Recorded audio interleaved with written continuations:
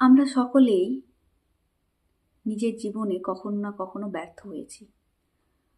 আমরা যা চেয়েছি হয়তো সবসময় সেটা পাইনি, বা সেটা পাওয়ার কথাও নয়। তবে সেই মুহূর্তে আমরা সেই জিনিসটা বুঝতে পারি না।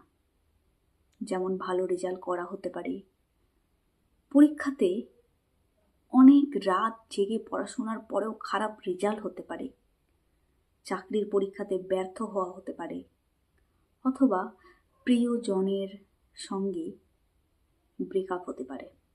প্রতিটা জিনিসই আমাদের জীবনে একটা ভীষণভাবে দাগ কেটে যায়। সেই দাগের কালিকেই ডায়েরির পাতাতে লিখে তোমরা মনকে হালকা করতে পারো, যেমনটা আমি করেছি। তো আজকে তেমনই আমি একটা আমার নিজস্ব ডায়েরির পাতা তোমাদের সামনে তুলে ধরতে চলেছি।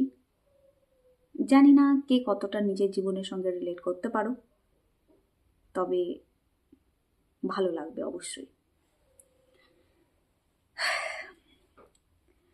আজ ডায়েরির পাতা খুলতে গিয়েও কিছুক্ষণ থমকে থাকলাম। লেখার মতো অনেক কিছুই আছে, ঠিক কোথা থেকে শুরু করব সেটা জানা নেই। জীবনে এমন একটা সময় আসে যখন সব কিছুই আছে, তবুও কিছুই ঠিকঠাক লাগে না। দিন যায়, রাত আসে, রাত যায়, আবার দিন আসে, কিন্তু মনে হয় আমি যেন এক জায়গায় দাঁড়িয়ে আছি।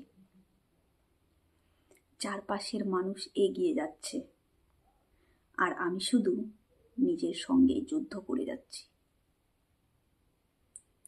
কেউ জানে না এই চুপ থাকার আড়ালে আছে কত প্রশ্ন। সব থেকে কষ্টের জায়গা কোথায় জানো? যখন তুমি চেষ্টা করছো কিন্তু তার ফল পাচ্ছ না, যখন তুমি সৎ থাকছ কিন্তু সাফল্য যেন দূরে সরে যাচ্ছে, তখন নিজেকেই প্রশ্ন করতে ইচ্ছে করে, আমি কি ভুল পথে হাঁটছি, নাকি আমার সময়টাই এখনো আসেনি। আজ বুঝলাম সব লড়াই মঞ্চে হয় না, কিছু লড়াই হয় চুপচাপ নিঃশব্দে ঘরের এক কোণায়, যেখানে কেউ হাততালি দেয় না, কেউ বাহবা দেয় না, শুধু তুমি আর তোমার মন মুখোমুখি দাঁড়িয়ে থাকো। ডায়েরি, আজ আমি স্বীকার করছি আমি ক্লান্ত, কিন্তু আমি হাল ছাড়িনি। কারণ হাল ছাড়ার মানে শুধু থেমে যাওয়া নয়, হাল ছাড়ার মানে নিজের উপরে বিশ্বাস হারিয়ে ফেলা, আর সেটুকু এখনো বাঁচিয়ে রেখেছি।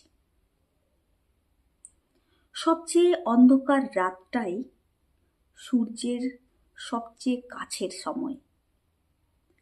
হয়তো আজ যা হচ্ছে তা আমাকে ভাঙার জন্য নয়, তৈরি করার জন্য। হয়তো এই অপেক্ষা, এই ব্যর্থতা, এই না পাওয়াগুলো একদিন আমার গল্পের সবচেয়ে শক্ত লাইন হয়ে উঠবে। আমি জানি না আগামীকাল কি হবে, কিন্তু আজ আমি এইটুকু জানি, যে মানুষটা বারবার ভেঙেও নিজেকে জোড়া লাগানোর চেষ্টা করে সে কখনোই হেরে যায় না, সে শুধু শিখে চলে।